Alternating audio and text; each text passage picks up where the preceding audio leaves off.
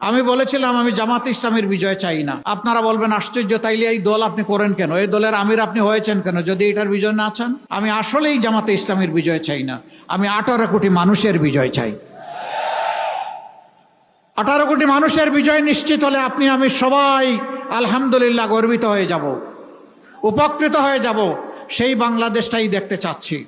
যারা বিভিন্ন কথা বলে জাতিকে বিভক্ত করতে চায় ওদেরকে তাড়িয়ে দেবেন।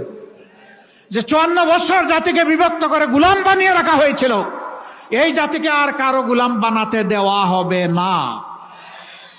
24-এর শহীদ সহ সকল শহীদদেরকে কথা দিচ্ছি, আল্লাহ আমাদেরকে সুযোগ দিলে তোমাদের হত্যাকারীদের বিচারেই বাংলার মাটিতে হবে ইনশাআল্লাহ। আমরা কথা দিচ্ছি, তোমরা যে আকাঙ্ক্ষা হৃদয়ে নিয়ে লড়াই করেছিলে সে আকাঙ্ক্ষা বাস্তবায়নে আমরা আমাদের সর্বশক্তি নিয়োগ করব। আমরা পিছপা হব না ইনশাআল্লাহ। সেই ন্যায় ইনসাফের দেশটি কায়েম করার জন্যে আমরা 12 তারিখ আপনাদের ভোট চাই, দোয়া চাই, ভালোবাসা চাই, সমর্থন চাই, সহযোগিতা চাই। ধানমন্ডি এলাকার কিছু সমস্যার ব্যাপারে কথা বলা হয়েছে। সমস্যাগুলো আহামরি কিছু না, কিন্তু যারা এই এলাকাগুলোর দায়িত্ব পালন করেছেন ওদের মগজটা ভালো ছিল না, এই জন্য একটা পরিচ্ছন্ন এলাকাকে তারা এইরকম করে রেখেছেন।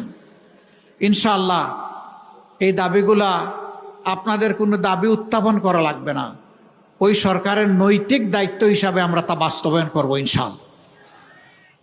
এখানে একসময় টেনার ইন্ডাস্ট্রি ছিল, গড়ে গড়ে ছিল, আজকে এটা স্থানান্তরিত হয়েছে, কিন্তু তাদেরকে মর্যাদার সাথে সেখানে বসানো হয়নি।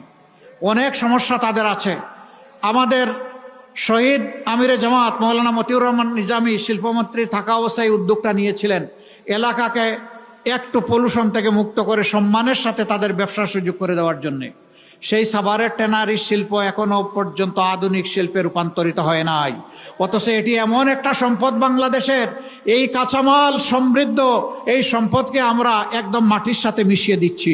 আমরা কথা দিচ্ছি, আমরা এই ভাইদেরকে বুকে ধারণ করে তাদেরকে গর্বিত করব, তাদের হাত শক্তিশালী করব, তাদের সমস্যার সমাধান করব।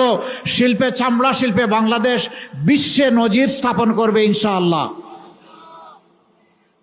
দোয়া করবেন এই এলাকার খেদমতের জন্য। আমরা 11 দলের পক্ষ থেকে যাকে আমরা নির্বাচিত করেছি, প্রিয় জনগণ আপনারাও 12 তারিখ আপনাদের মূল্যবান ভোট দিয়ে ইনশাআল্লাহ তাকে নির্বাচিত করবেন। এখন তার হাতে আমি ইনসাফের প্রতীক দাঁড়িপাল্লা তুলে দিচ্ছি এবং তাকে আপনাদের কাছে আমানত রেখে যাচ্ছি। আপনারা যদি